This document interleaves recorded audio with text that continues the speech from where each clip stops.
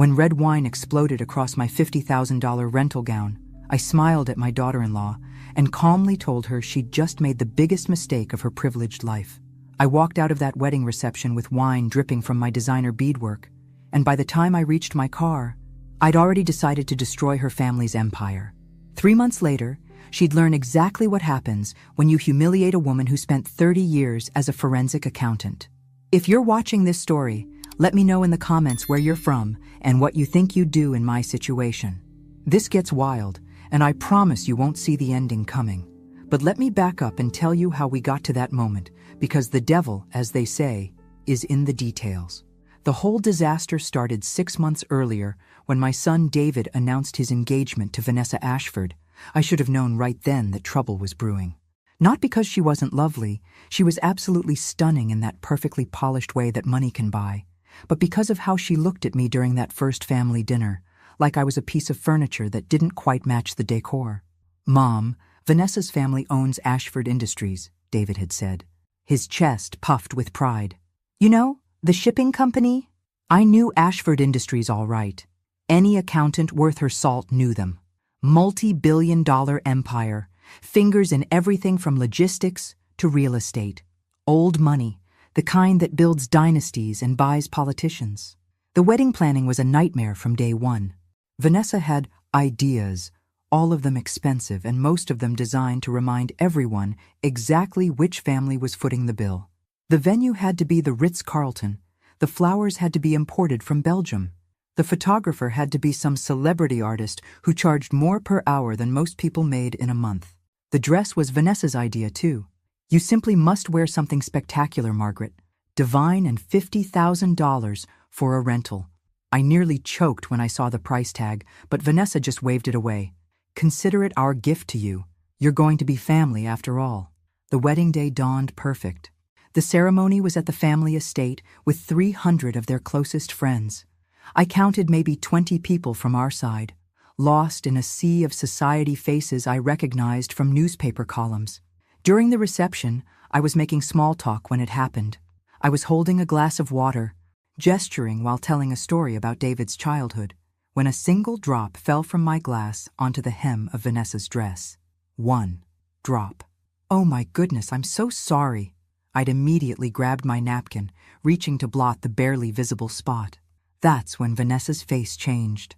For just a split second, I saw something cold and calculating in her eyes. Then she gasped, stepped backward, and somehow, though I swear she did it on purpose, her wine glass tipped over, sending a full glass of red wine cascading down the front of my dress. "Oh no!" she cried, her hand flying to her mouth in mock horror. "I'm so sorry, Margaret. I'm so clumsy when I'm startled." The entire reception turned to stare. I stood there, wine dripping from the intricate beadwork, creating an ever-expanding stain across the silk. "It was an accident," Vanessa said loudly enough for everyone to hear. "Just like yours was, of course." But I'd seen that look in her eyes. This hadn't been an accident. This had been a power play, a deliberate humiliation designed to put me in my place. That's when I smiled and delivered my promise. "Don't worry about it, darling," I told Vanessa, my voice carrying clearly across the stunned reception. "Accidents happen. Though I have to say, the rental company is going to be very upset about this. $50,000 is a lot of money, even for an accident." I left through the garden exit, my dignity intact despite the wine stains. But as I sat in my car, hands shaking with rage and humiliation, I realized something important. Vanessa Ashford had just made a critical error. She'd assumed I was some harmless older woman she could dismiss and humiliate without consequences. She had no idea who she was dealing with. 3 days after the wedding, the rental company's bill arrived. $57,000 for a destroyed designer gown. Irreparable damage due to liquid staining. I stared at the invoice over my morning coffee, and something inside me shifted from hurt to resolve. I paid it without blinking. Then I did something Vanessa would never expect from a harmless older woman. I started digging. 30 years as a forensic accountant teaches you one fundamental truth. Everyone has secrets, and rich people have the most expensive ones. I'd built my career unraveling financial mysteries, following paper trails that led to embezzlement, fraud, and tax evasion. I knew how to look where others couldn't see. My first stop was my home office, where I'd kept every professional contact I'd ever made. I started with the basics: corporate filings, SEC reports, anything public that might give me insight into Ashford Industries. On the surface, everything looked pristine. Annual revenues in the billions, steady growth, glowing reports from financial analysts. But I'd learned long ago that the surface was where people painted their prettiest lies. "Margaret, you're scaring me," my friend Linda said when I called her at the accounting firm where she still worked. "Why are you suddenly interested in Ashford Industries?" "Let's just say I have a personal interest in understanding their business practices," I replied, scrolling through incorporation documents. "Can you still access those federal databases we used to use?"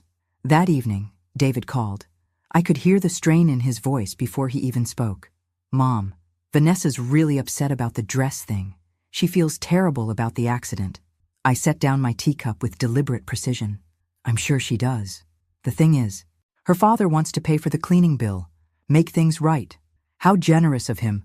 Tell Mr. Ashford the bill was $57,000, and I've already paid it." The silence stretched so long I thought we'd been disconnected. "$57,000? Mom, that can't be right. I have the receipt if you'd like to see it." I kept my voice level. It was quite the educational experience, learning about the insurance requirements for couture rentals.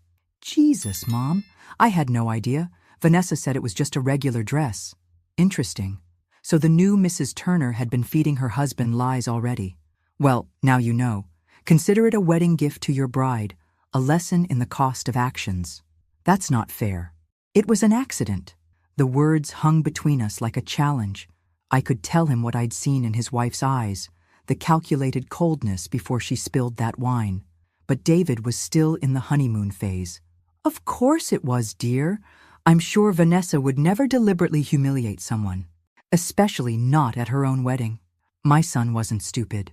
He heard the edge in my voice. "Mom, please don't make this into something it's not." "I'm not making it into anything, David, but I am learning some very interesting things about your new family." After I hung up, I stared at the financial documents scattered across my desk. Ashford Industries was massive, complex, with tentacles reaching into dozens of subsidiary companies. But complexity often masked simplicity, and in my experience, when rich people created complex structures, they were usually hiding something simple: theft. I'd found 3 discrepancies already. Shell companies that received large payments but had no apparent business purpose. Shipping routes that didn't match cargo manifests. International transfers that seemed designed to avoid certain reporting requirements. It was like finding a thread sticking out of an expensive sweater. You could ignore it, or you could pull it and see what unraveled. I reached for my phone and dialed Linda's number again. "It's me," I said when she answered. "How would you feel about doing a little freelance work? The paying kind?" "Margaret, what are you getting yourself into?" I looked at the wine-stained dress hanging in my closet. The $57,000 reminder of my new daughter-in-law's accident. "Something I should have done years ago," I said. "I'm going to find out exactly how the Ashford family really makes their money." 2 weeks into my investigation, I found the first real smoking gun buried in a subsidiary company's tax filings from 2019. Ashford Maritime Solutions had reported moving cargo worth $12 million through the Port of Charleston, but the customs declarations I managed to track down showed only $8 million in declared value. $4 million in merchandise that somehow disappeared between the shipping manifests and the tax returns. "This is just one port, 1 year," I told Linda, as we sat in my kitchen, documents spread across the table like pieces of a very expensive puzzle. "If they're doing this systematically," Linda whistled low, "we're talking about tens of millions in unreported income, maybe more." My phone rang. David's ringtone. I considered letting it go to voicemail, but answered on the 4th ring. "Hi, sweetheart. Mom, we need to talk. Vanessa's father wants to meet with you." I felt my pulse quicken. "About what?" "He feels bad about the whole dress situation. He wants to take you to lunch, maybe discuss some business opportunities." "Business opportunities? How interesting. What kind of business opportunities?" "He knows you're a retired accountant. He mentioned something about consulting work, helping with some project assessments." I looked at the evidence scattered across my table and smiled grimly. Oh, I'd love to assess some of their projects. The next day at Romano's, Richard Ashford was already seated when I arrived. He stood to greet me, tall and distinguished with silver hair and the kind of confident smile that came from never being told no. Margaret, thank you so much for agreeing to meet with me. His handshake was firm, his voice warm. I hope you don't mind, but I took the liberty of ordering wine. The 2015 Bordeaux here is exceptional. Wine? Of course. How thoughtful, I said, settling into my chair. Though I think I'll stick with water for now. His smile flickered slightly. Of course. I wanted to apologize again for the incident at the wedding. Vanessa was mortified. I'm sure she was. I kept my expression neutral. Accidents do happen. They do indeed. Which is why I insist on covering the cost of the damage. I watched his face carefully. The dress cost exactly what I paid for it. Something shifted in his expression. A flicker of calculation. $57,000 seems quite steep for a rental, don't you think? Interesting. So he'd already done his homework. I suppose that depends on whether you consider it steep to maintain one's dignity in front of 300 strangers. He leaned back slightly, reassessing. Good. Let him realize I wasn't some easily intimidated widow. You're absolutely right. Please allow me to reimburse you for the full amount. That's very generous, but unnecessary. I can afford my own expenses. I'm sure you can. David mentioned you had quite a successful career in accounting. The waiter appeared, giving me a moment to consider my response. When we were alone again, I decided to test the waters. I did all right. Forensic accounting mostly. Corporate investigations, that sort of thing. I watched his face carefully for any reaction to the word investigations. There it was, a subtle tightening around his eyes, quickly masked. How fascinating. That must have been challenging work. It had its moments. You'd be amazed what you can discover when you know where to look. Paper trails have a way of revealing the most interesting stories. Richard took a sip of his wine, his movements carefully controlled. I imagine they do. Actually, that brings me to why I wanted to meet with you today. We're always looking for experienced consultants at Ashford Industries. There it was. The job offer. Classic move, if you can't neutralize a threat, try to buy it. What kind of consulting? I asked innocently. Project assessment, due diligence, that sort of thing. We're expanding into some new markets, and having an experienced eye review our processes could be invaluable. I smiled. That sounds wonderful. I'd love to learn more about your business practices. Richard Ashford wasn't trying to buy my silence with a consulting job. He was positioning me to become complicit in whatever schemes I'd been uncovering. If I took this job, I wouldn't just be a witness. I'd be an accessory. It was brilliant, really. But Richard had made one crucial mistake. He'd assumed I needed their money more than I needed the truth. I accepted Richard Ashford's consulting offer with the enthusiasm of a woman grateful for the opportunity. We shook hands across the table at Romano's, and I watched satisfaction settle into his features. I'll have my assistant send over the initial contracts and some preliminary materials for you to review, he said. Nothing too complex to start, just some basic due diligence on a few subsidiary operations. I look forward to it, I replied, and meant every word. 3 days later, a courier delivered a package to my door. Inside were contracts, corporate documents, and, most interesting of all, financial records for 6 different Ashford subsidiary companies. Richard had basically handed me a roadmap to their entire operation. You took the job? Linda's voice pitched high with disbelief when I called her. Margaret, have you lost your mind? On the contrary, I think I've found it. I was already scanning through shipping manifests.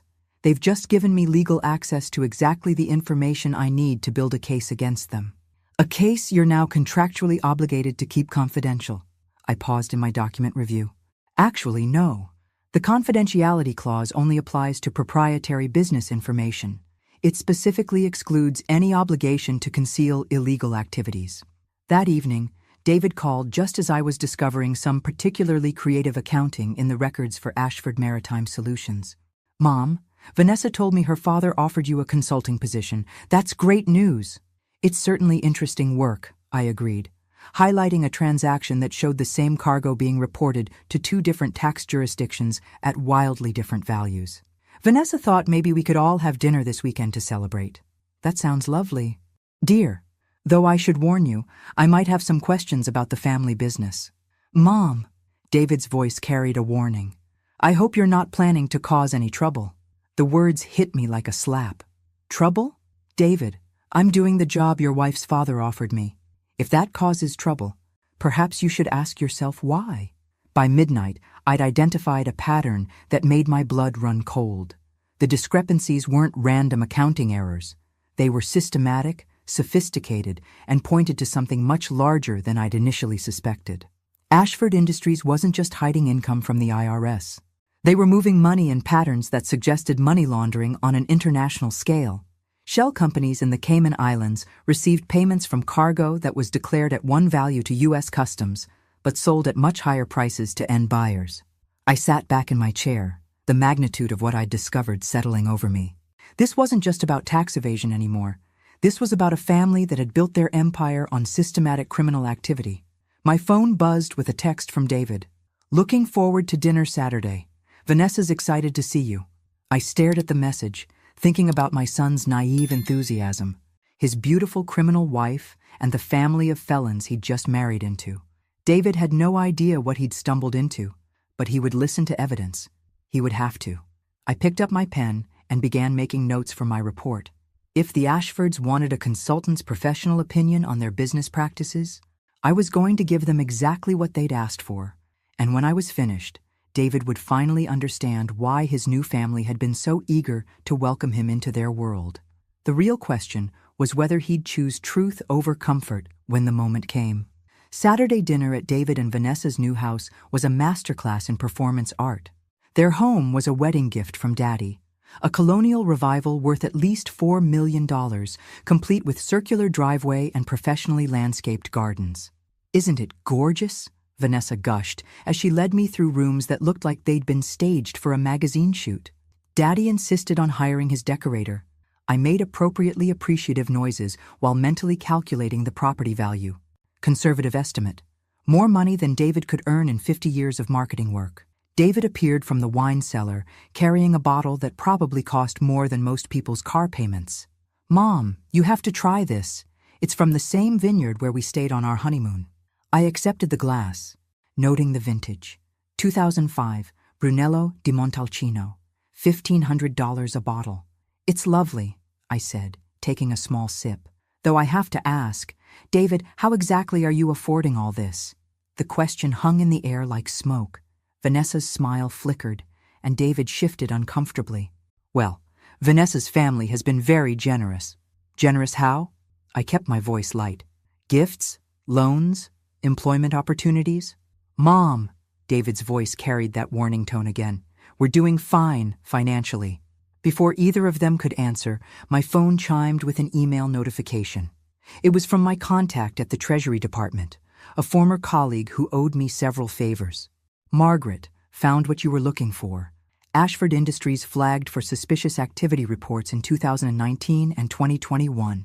Investigation pending, but low priority due to lack of evidence. Might be more interested now if someone had specific documentation. Call me. Sarah. Everything all right? David asked. Just work stuff, I said, slipping the phone back into my purse. Actually, Vanessa said brightly, Daddy mentioned that you're working on some projects for us now. How exciting. The way she said it made me look at her more carefully. There was something in her expression, a calculation that reminded me of the moment before she spilled wine on my dress. It's fascinating work, I agreed.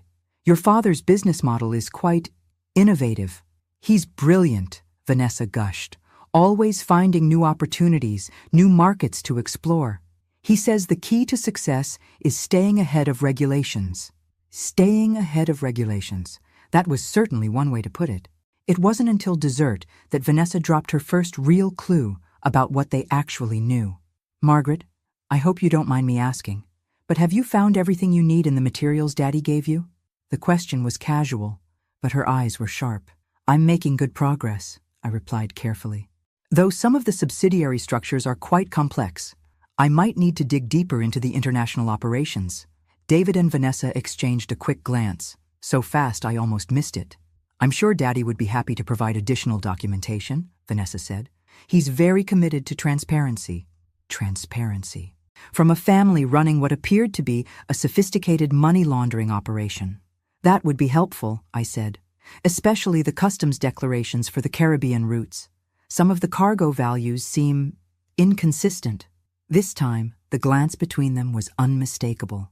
Vanessa's smile became fixed, and David reached for his wine glass with slightly too much focus. "Which charities are you involved with?" I asked, changing direction. "Oh, several. The Maritime Heritage Foundation, the International Trade Education Society, the Caribbean Development Initiative." Each name hit me like a small shock. I'd seen those organizations in the financial records. They were all recipients of significant donations from Ashford Industries. As I drove home that night, I realized the dinner had been a test. They'd wanted to see how much I knew, how much I suspected, how much of a threat I might pose. By asking about the Caribbean routes, by showing interest in the charities, I'd revealed that I was looking at exactly the areas where their most damaging secrets were hidden. My phone rang as I pulled into my driveway. Unknown number. "Mrs. Turner, this is Patricia Webb from Ashford Industries. Mr. Ashford asked me to call you about your consulting contract." I felt my stomach tighten. "What about it?" "There's been a change in scope for the initial project. Mr. Ashford would like to schedule a meeting with you first thing Monday morning to discuss the revised parameters." They were about to try to limit my access to the very information I needed. The Ashfords thought they were playing chess with an amateur. They were about to discover they'd invited a grandmaster to the board. Monday morning arrived with the kind of gray December drizzle that made everything look like a crime scene. The Ashford Industries building was a monument to corporate success. 30 stories of glass and steel that dominated the downtown skyline. "Mr. Ashford will see you now," Patricia Webb announced, leading me through corridors lined with oil paintings that probably cost more than most people's houses. Richard's office occupied a corner of the 28th floor, with floor-to-ceiling windows that offered spectacular views of the harbor, where his shipping empire had allegedly been moving millions of dollars in undeclared cargo. "Margaret, thank you for coming in." He rose from behind a desk the size of a small aircraft carrier. "Please, sit down. I wanted to discuss your project scope," he began, sliding a manila folder across the desk. I opened the folder to find a revised contract that made my blood run cold. Where the original agreement had given me access to subsidiary financial records, shipping manifests, and international transaction data, this new version limited my review to domestic operational efficiency protocols.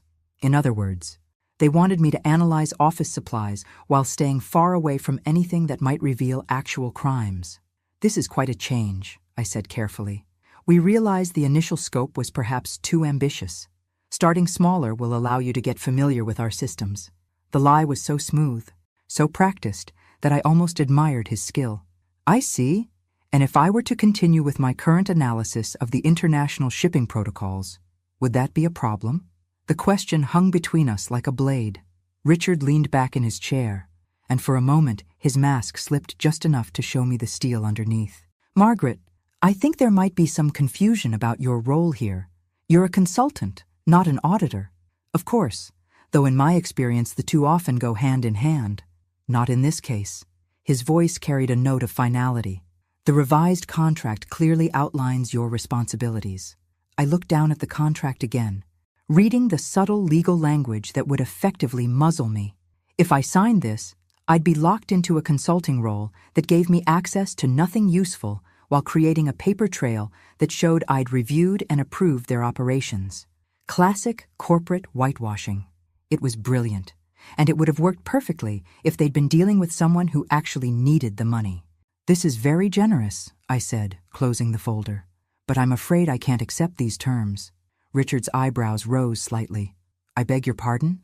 "The scope is too limited to provide you with meaningful value.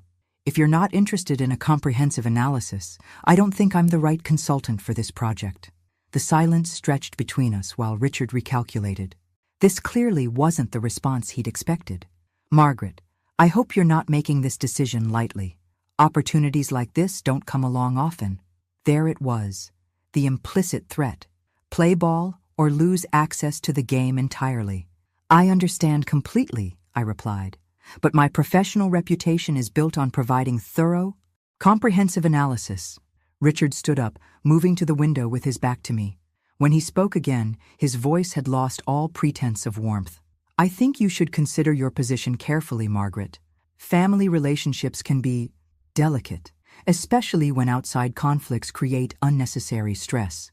Translation: if you don't back down, we'll turn your son against you. I stood up too, slinging my purse over my shoulder with deliberate calm. Mr. Ashford, I think there's been a fundamental misunderstanding about what kind of person you're dealing with. He turned from the window, his expression guarded. You see, I continued, you've made the mistake of assuming I need something from you. Your money, your approval, your family's acceptance. But the truth is, I don't need any of those things. What I need is the truth, and I'm very good at finding it. Richard's face had gone completely cold now. Be very careful. Margaret, you're playing in a league you don't understand. I smiled, the same smile I'd given his daughter-in-law after she destroyed my dress. Mr. Ashford, I've spent 30 years unraveling financial crimes that were far more sophisticated than anything your family has managed. You're not playing in a league I don't understand. You're playing a game I helped invent. I walked to the door, then paused with my hand on the handle. Oh, and Richard, that wine your daughter spilled on my dress? I kept the receipts. Funny thing about evidence, it has a way of surfacing at the most inconvenient times. I left him standing in his pristine office. By the time the elevator reached the lobby, my phone was already ringing. Sarah from Treasury. Margaret, I just got your message about the Ashford documentation. How soon can you get it to me? I stepped out into the December drizzle, feeling the electric thrill of a hunt about to reach its conclusion. How about this afternoon? I said. I think it's time the Treasury Department learned exactly how the Ashford family has been staying ahead of regulations. The game was about to change completely, and this time, I was holding all the cards. Sarah from Treasury met me at a coffee shop downtown, the kind of place where government employees could blend in with students and freelancers. She looked exactly like I remembered. Sharp eyes behind wire-rimmed glasses, the demeanor of someone who'd spent 20 years following money trails. Margaret, you beautiful genius, she said, flipping through the documents I'd brought. This is a prosecutor's dream. You've connected transactions across 17 different subsidiary companies. 23?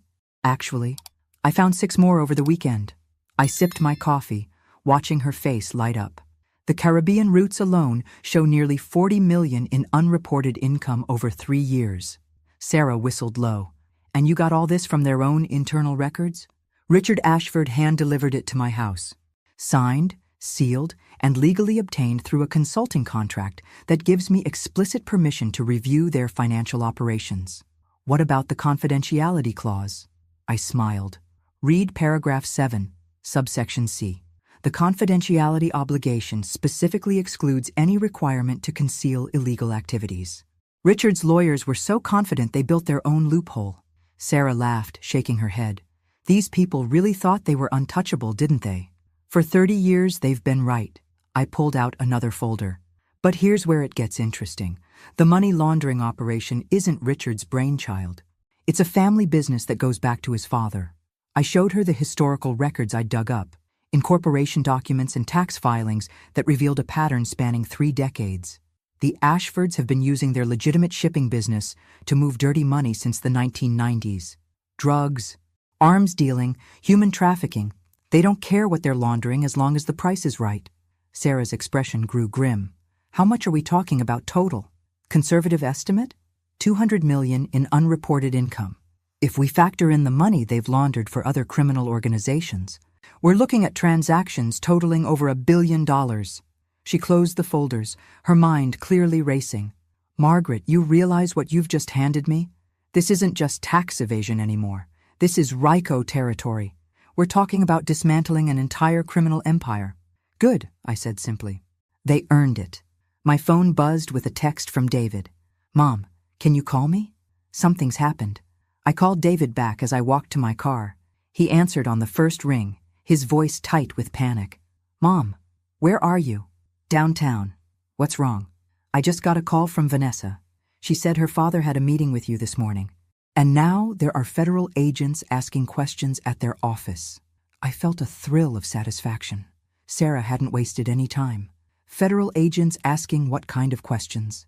About financial records, shipping manifests, International transactions.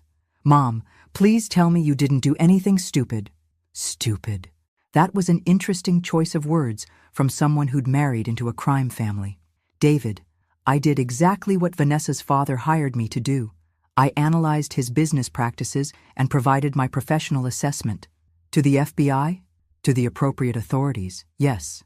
Jesus Christ, Mom. Do you have any idea what you've done? I've exposed a criminal organization that's been stealing from the American people for 30 years. I'd say that's a pretty good day's work. They're family now. Vanessa is my wife. And Richard Ashford is a criminal who's been using his legitimate business to launder money for drug dealers and arms dealers. Your wife is a beneficiary of blood money, David. Even if that's true, why couldn't you just walk away? Why did you have to destroy everything? Because they humiliated me at your wedding. And when I tried to handle it quietly, they tried to buy my silence. And when that didn't work, they threatened to turn you against me, which, apparently, they've succeeded in doing. This isn't about choosing sides, isn't it? I interrupted. Because it sounds like you've already chosen, and it's not your mother. I hung up before he could respond, my hands shaking with rage and heartbreak. By evening, the story had broken on the local news. Federal investigation targets major shipping company. I poured myself a glass of wine and settled in to watch my handiwork unfold on television. It should have felt like victory. Instead, it felt like war. The next morning brought 3 phone calls that changed everything. The first was from my lawyer, warning me that the Ashfords had hired the most expensive criminal defense team on the East Coast. The second was from Sarah, telling me that Richard Ashford had been arrested at his home at 6 a.m. The third was from David, and his voice was completely different from the day before. Mom, I need to see you. Can I come over? Of course. When he arrived an hour later, he looked like he'd aged 5 years overnight. His hair was disheveled, his eyes were red-rimmed, and his clothes looked like he'd slept in them. They arrested Richard this morning, he said, slumping into my kitchen chair. Vanessa's completely falling apart. I poured him coffee, noting the way his hands shook. How are you holding up? I don't know. I can't process any of this. He looked up at me with haunted eyes. Mom, is it really as bad as they're saying on the news? What are they saying? Money laundering, tax evasion, RICO charges. They're talking about criminal conspiracy going back decades. All of that appears to be accurate, yes. David put his head in his hands. How did I not see it? How did I marry into this and not have any idea what they were doing? For the first time since this all began, I felt genuine sympathy for my son. Because they're very good at hiding it, and because you had no reason to look for it. But you did. I thought about how to answer that. I started looking because Vanessa humiliated me, and I wanted to know who I was dealing with. I kept looking because what I found was too serious to ignore. David was quiet for a long moment. Then he asked the question I'd been dreading. What's going to happen to Vanessa? I don't know. That depends on how involved she was in the actual operations. She wasn't involved. She doesn't know anything about the business side. I pulled out one of the files I'd given to Treasury, the charity donation records. David, look at this. He reluctantly took the papers, scanning the highlighted entries. The Maritime Heritage Foundation received $3 million from Ashford Industries last year, I explained. The International Trade Education Society got $2.5 million. The Caribbean Development Initiative got $4 million. So, they're generous with charity donations. All 3 organizations are run by Vanessa. She's the president of Maritime Heritage, the executive director of Trade Education, and the founder of Caribbean Development. David stared at the papers, the implications slowly sinking in. David, these aren't real charities. They're shell organizations designed to create tax deductions while funneling money through the Caribbean banking system. Vanessa has been running 3 separate money laundering operations disguised as humanitarian work. The color drained from his face. That can't be right. Look at the expense reports. Maritime Heritage spent $60,000 on office supplies last month, but has no office. Trade Education paid $800,000 for educational materials to a company that doesn't exist. My son stared at the evidence, and I could see the moment when denial cracked and reality flooded in. She lied to me, he whispered, about everything. I'm sorry, sweetheart. No, you're not. His voice was bitter. You're happy about this. You get to be right about her. The accusation stung because there was a grain of truth in it, but only a grain. "I'm not happy that you're hurt," I said quietly. "But I'm not sorry that the truth came out." David stood up abruptly, pacing to the window. "What am I supposed to do now? My wife is about to be arrested. My house is owned by criminals. Everything I thought I knew about my life is a lie. You start over. You separate yourself from their crimes legally and financially. And you decide what kind of man you want to be going forward." He turned from the window, his expression desperate. "Can you help me?" "Of course I can," I said. "But first, you need to answer a question honestly. Did you know anything about their business practices? Anything at all?" David met my eyes, and I saw my son, really saw him, for the first time in months. "No," he said quietly. "I swear to you, I had no idea." I believed him. Despite everything, I still loved him, and that was enough to start rebuilding what Vanessa Ashford had nearly destroyed. "Then we'll figure this out together," I said. "But you might need to testify against your wife." Vanessa's counterattack came exactly 72 hours after her father's arrest, delivered by a lawyer who looked like he charged $1,000 just to answer his phone.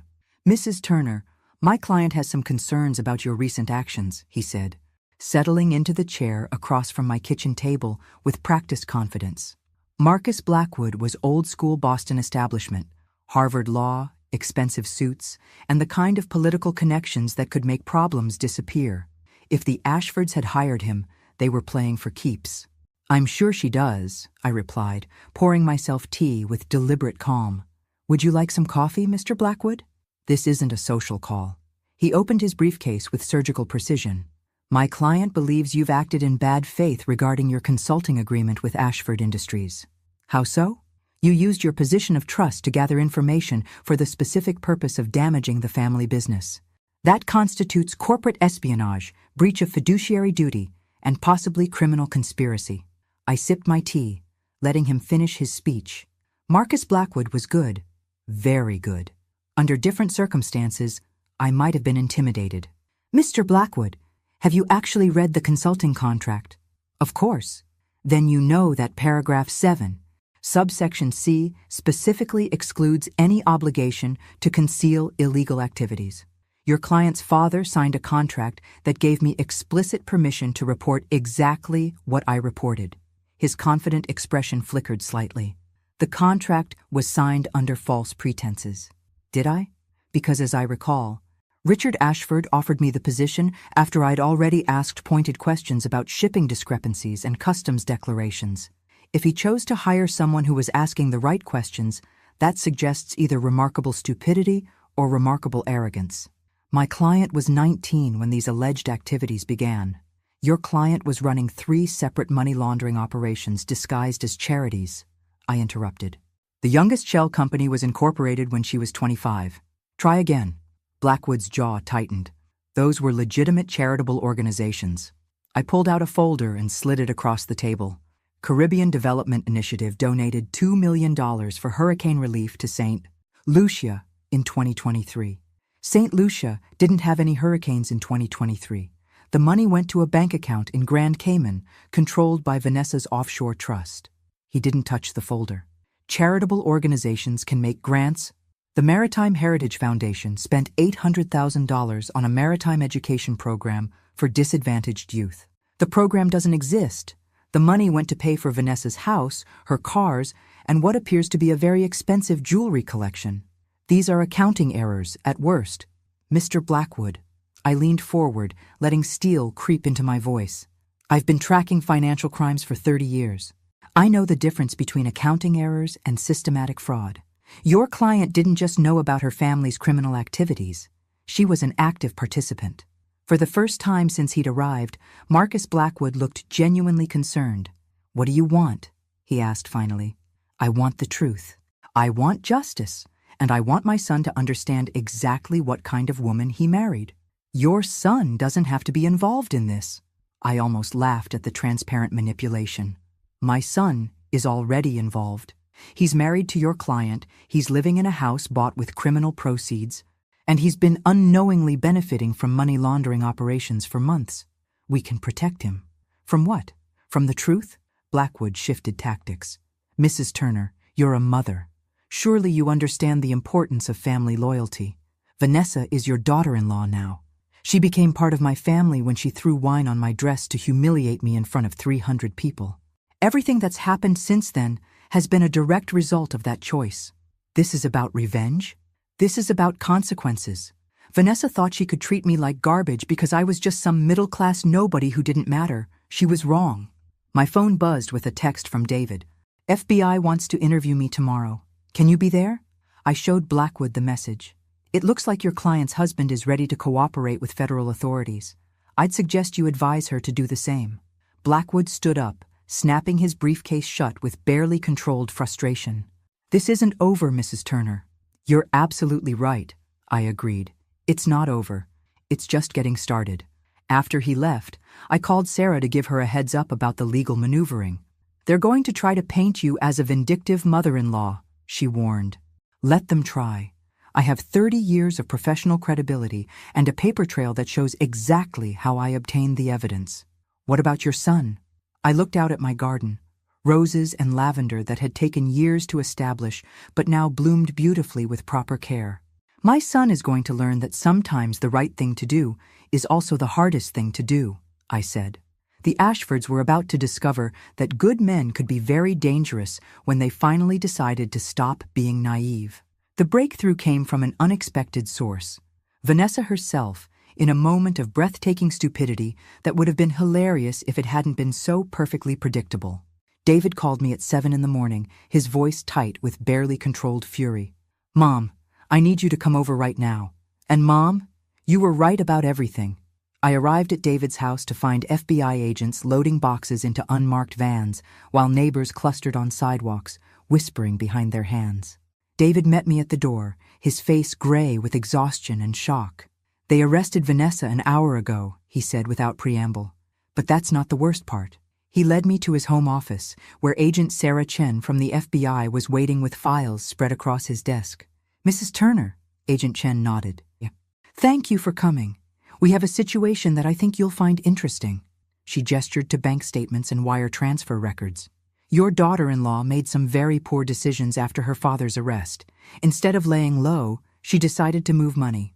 I scanned the documents, my professional instincts immediately cataloging the transactions.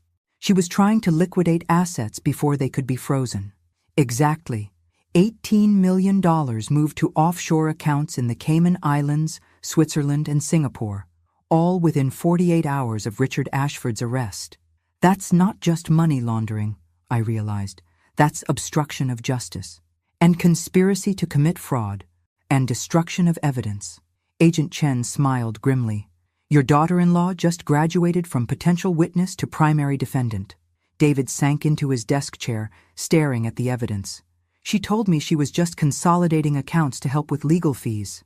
David, I said gently, $18 million is more than most people see in a lifetime. But there's more, Agent Chen continued. The transactions Vanessa made led us to accounts we didn't know existed, accounts that contain records going back 40 years.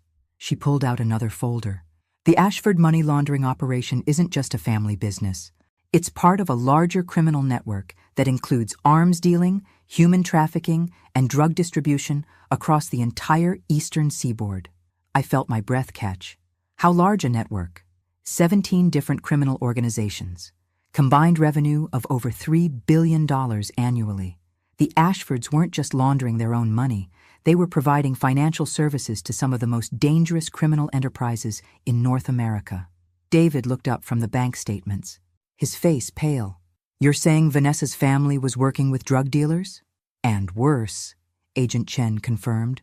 We found transactions linked to a human trafficking ring operating out of Miami for 15 years.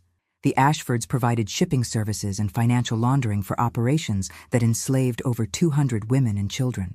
The room fell silent as the full magnitude sank in. This wasn't just white-collar crime anymore. This was something monstrous. There's something else, Agent Chen said quietly. Something I think Mrs. Turner needs to know.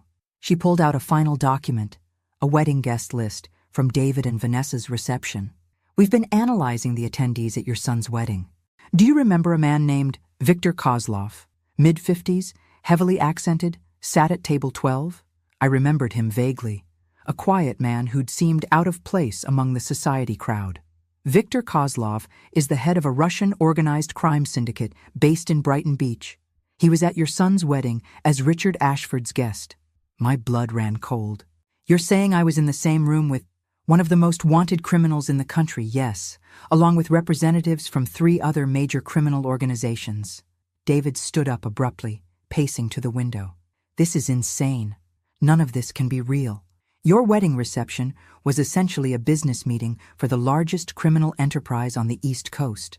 I thought back to that night, the elegant crowd, the expensive wine, the moment when Vanessa had deliberately humiliated me. That's why she did it, I realized suddenly. That's why Vanessa threw wine on my dress. Both David and Agent Chen looked at me. She was establishing dominance, showing her father's criminal associates that the family could humiliate anyone with impunity.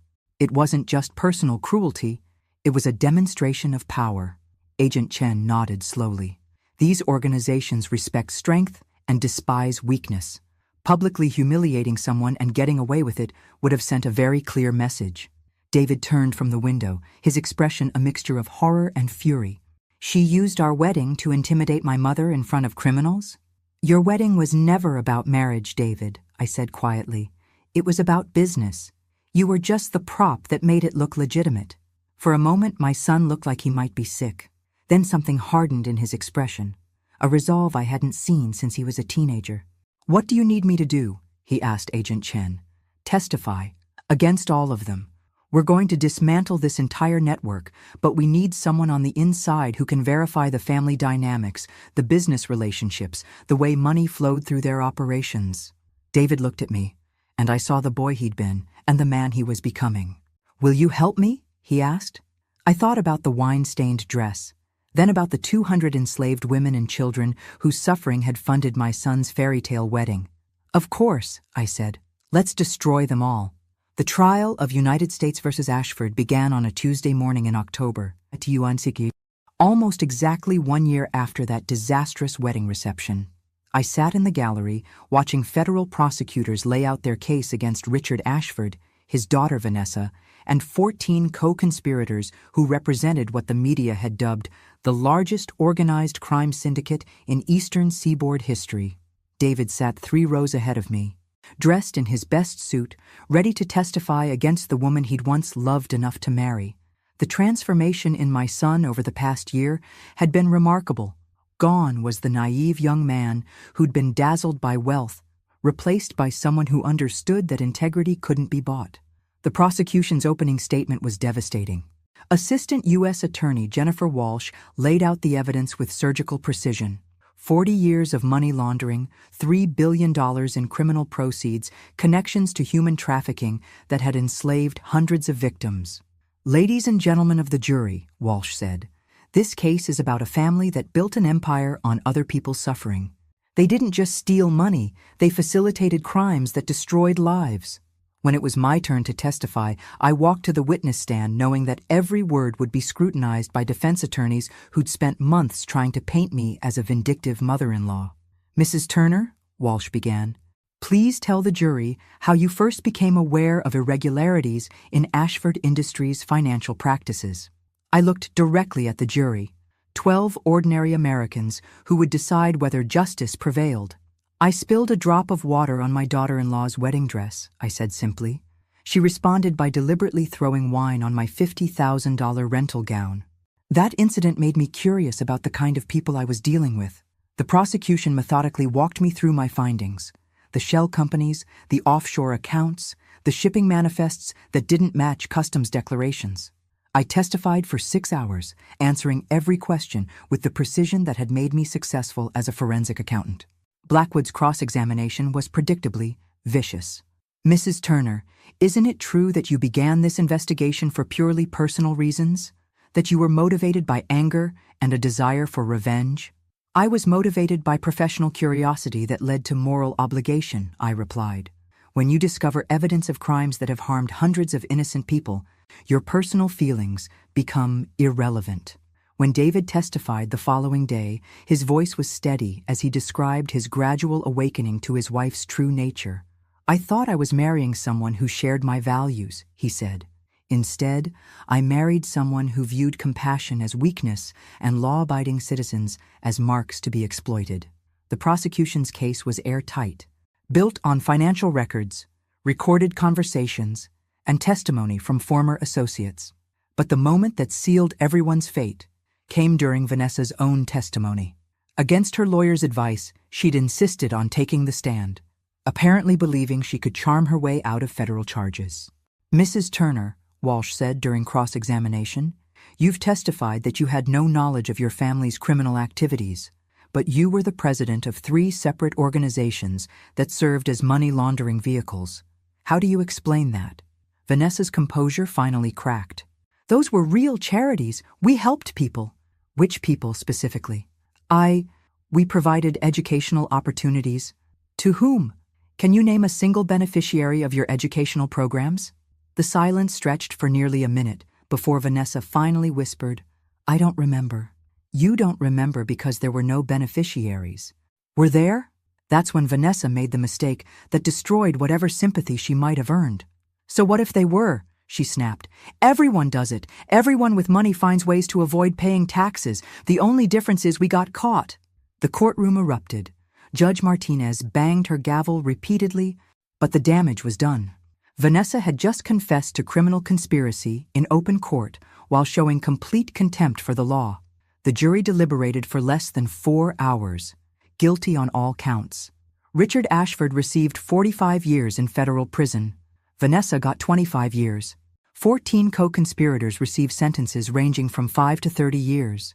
6 months after the trial ended, David and I had lunch at Romano's, the same restaurant where Richard Ashford had tried to buy my silence. "Any regrets?" my son asked. I thought about the question seriously. A year ago, I'd been a recently divorced woman looking forward to quiet retirement. Now I was a key witness in one of the largest criminal cases in federal history. "No," I said finally. "No regrets at all. Even about the marriage ending? Especially about the marriage ending. David, you deserve someone who loves you for who you are, not someone who sees you as a convenient cover for criminal activities." He nodded, stirring sugar into his coffee. "I've been thinking about what you said at the wedding reception. About consequences. What about it? You told Vanessa she'd just made the biggest mistake of her privileged life.